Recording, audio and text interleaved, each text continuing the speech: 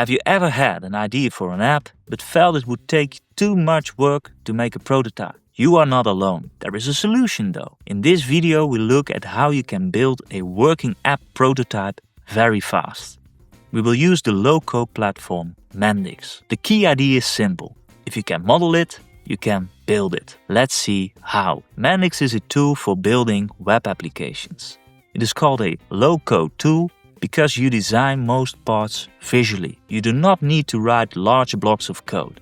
You drag, drop, configure and model.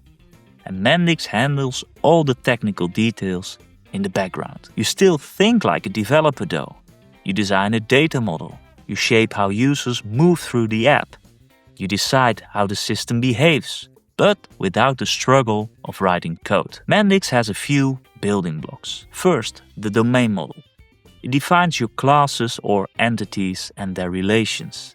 It looks pretty much like a UML class diagram. Second, pages and forms.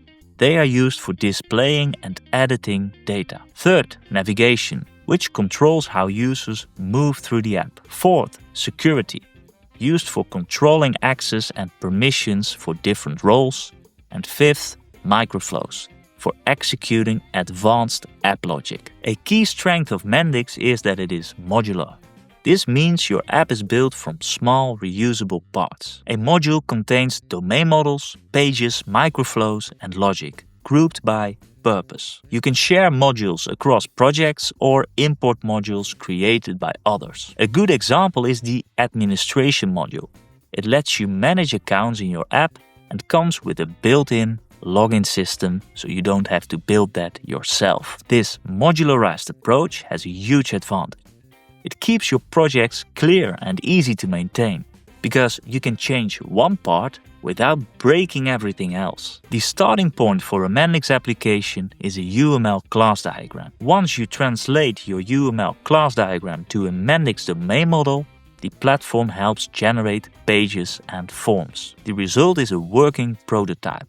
You can click through it, you can enter data, you can test the logic. The UML class diagram and Mendix domain model are very similar, with some notable exceptions. Difference 1. ID attributes are obsolete. In a UML class diagram, each class often has an ID attribute to make it clear how each object of that class can be uniquely identified. In Mendix, you do not need to create those ID attributes yourself. The Mendix domain model generates them automatically in the background. This means that every object in Mendix already has a unique identifier, even if you do not see it in the domain model. Difference 2. Associations have arrows. In a UML class diagram, associations are drawn as plain lines. In a Mendix domain model, associations use arrows, and this can be confusing at times. Difference 3. Generalization is displayed differently. You can use generalization in Mendix in the same way as in UML. The visual notation is different though. In UML, inheritance is shown with a hollow triangle arrow. In Mendix, this arrow is not used. Instead, Mendix places a small label above the child entity to show its parent. Difference 4. Enumerations are displayed differently. Mendix supports enumerations, but they do not appear inside the domain model.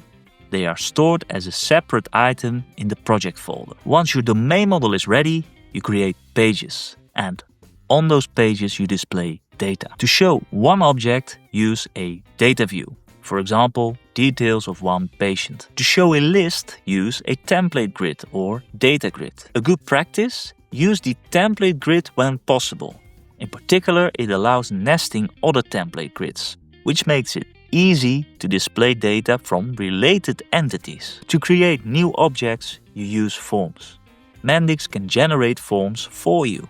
Simply create a template grid, autofill the contents, right-click the New or Update button and choose Generate Page. Of course, you can also build forms manually. If you create forms from scratch, keep in mind that forms can be used to link objects of other classes. To link objects of a 2-1 relationship, you use a reference selector. To link objects of too many relationships, use a reference set selector. See how your data model becomes a working app, you are probably excited to get started and build the next viral app. Here is some final piece of advice before you start. Work in small steps. Test often and always keep a running version of your app. Oh, and when an error appears, read the message carefully. It usually tells you exactly what is wrong.